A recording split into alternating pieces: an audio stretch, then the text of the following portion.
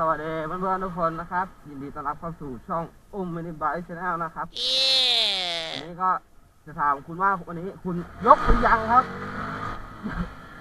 ยกไม่ขึ้น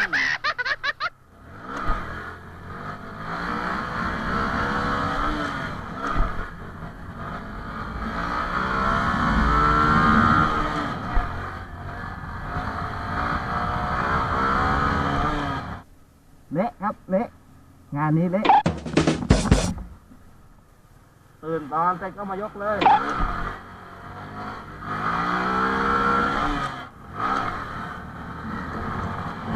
ยกไม่เคยขึ้นเลยเกียร์สอง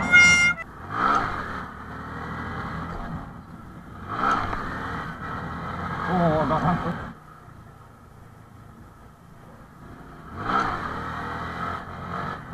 โอ้ยเกือบกัดดีไม่เปิดต่อความรู้สึกเริ่มเวอร์แล้วนะต้องนี้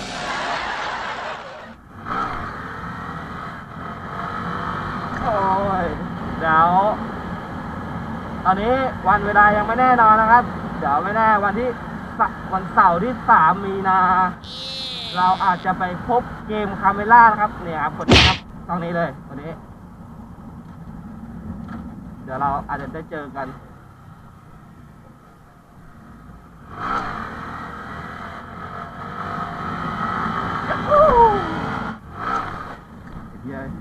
ผิดเกียร์3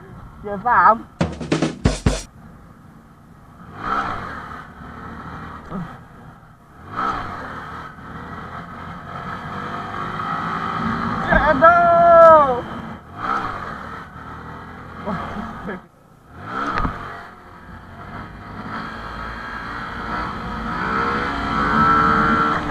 ระหว่างที่ยกเกียร์2ไม่ได้ไม่ยกเกียร์1แล้วกันครับโอเค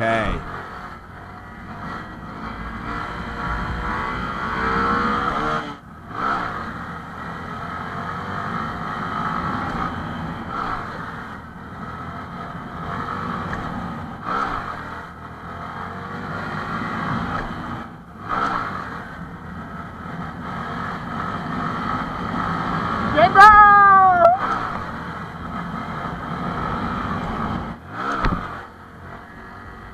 เยอะเข้าไป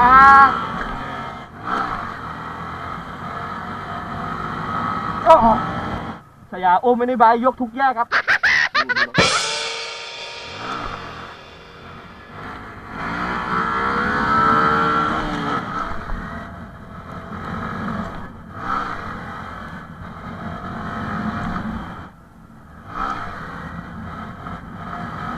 โอ้ยเยอะเข้าไป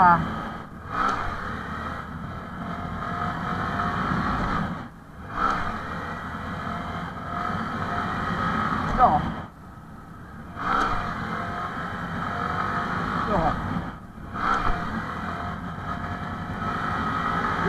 โอ้โหไอ้เหี้ยเข้าป่าโอ้ยฝนตกเกมนี้ยกล้อกลางฝนอีกแล้วว้าว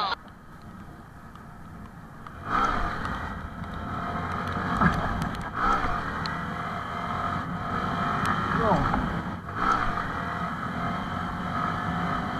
โอ้โยโ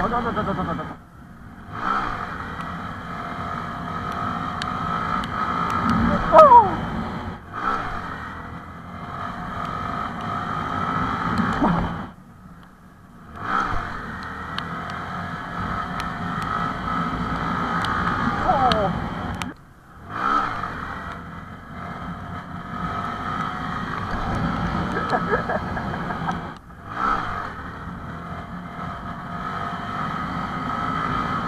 โอ้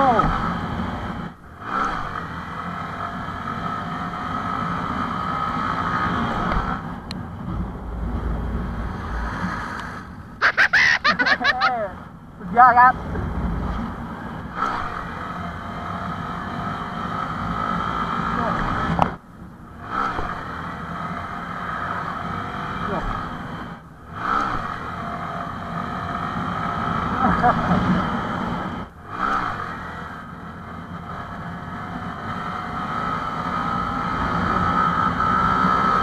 โอ้โห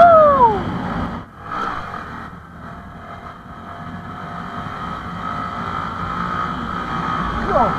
นี่ยเวลารู้จังหวะมันก็ยกง่ายขึ้นด้วยนะครับ